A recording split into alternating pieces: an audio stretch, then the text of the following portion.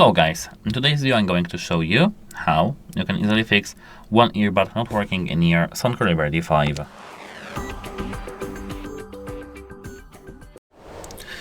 To fix one earbud not working, the first thing you need to do is to take out one earbud, this not working earbud, from the case. Now check for any debris near this pad over here or near these two pads over here. This may be the charging issue. So try to clean these places and place your earbuds once again in your charging case.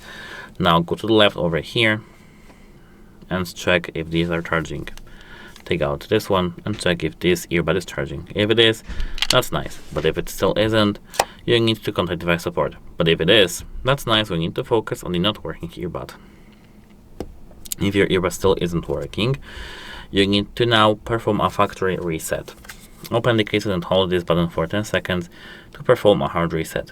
Now, after doing so, everything should be working fine.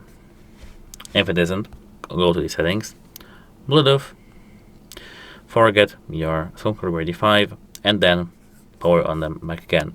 You can try to use your earbuds with different devices to check and to confirm to confirm that they work.